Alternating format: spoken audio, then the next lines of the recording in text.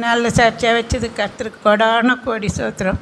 அப்பா, நான் எவ்வளோ கஷ்டத்திலும் துன்பத்திலும் துயரத்தில் வாழ்ந்த என்ன அப்பா அற்புதமாக என்னை வழிநடத்தி இந்நாள் வரை அதை அன்பு காட்டின தேவனுக்கு கொடான கோடி சோத்திரம்.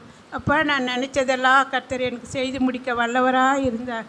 அப்பா, நான் வீடு கட்டணுன்ட்டு எவ்வளோ நாள் ஆசை, வீடு கட்டணும் அப்படின்னு கர்த்தராண்ட பொறுத்துன்னு வச்சேன்.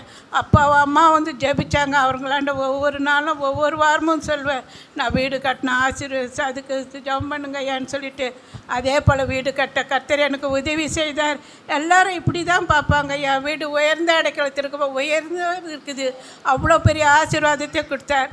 அப்பா எனக்கு போன வாரம் எல்லாருக்கும் பரிமாறும்படியாக ஆசீர்வதித்தார். அதையே எனக்கு மீந்து போகும்படியாக ஆசீர்வதித்தார்.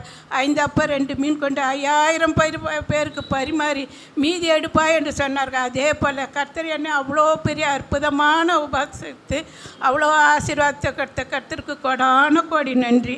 நான் இந்த நிலைமைக்கு வரதுக்கு காரணமாக நகோமி சிஸ்டர் தான். அப்பப்போ வீட்டுக்கு வருவாங்க. 30 வருஷத்துக்கு முன்னாடி அவங்க வந்து நீங்கள் சர்ச்சுக்கு வாங்கம்மா, சர்ச்சுக்கு வாங்க, உங்கள் கஷ்டம்லாம் போவேனாங்க. நான் கஷ்டப்பட்டு நான் முதல்ல வேலைக்கு போக சொல்ல 600 ரூபாய் தான் சம்பளம்.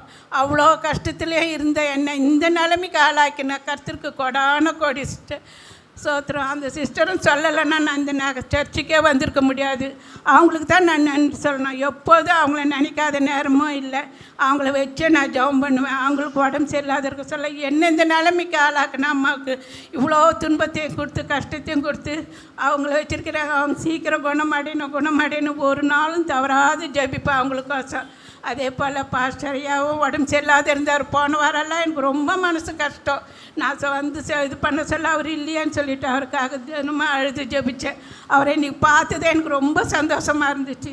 அவங்க எல்லோரும் உடம்பு சரியில்லாத இருக்கிற அத்தனை பேருக்காக ஜெபிப்பேன். யார் இருந்தால் சொன்னாலும் அவங்களுக்காக ஒவ்வொரு நாளும் ராத்திரி 10:30 மணிலேருந்து 11 மணி வரைக்கும் ஜெபிப்பேன். காலையில் 5:30 மணிலேருந்து 6 மணி வரைக்கும் ஜெபிச்சுட்டு அதுக்கப்புறம் தான் வேலைக்கு போவேன். என்னை போக்கில் கர்த்தர் எனக்கு சாட்சியாக வச்சு இந்த நிலைமைக்கு வச்ச கொடான கோடி சோத்திரம்.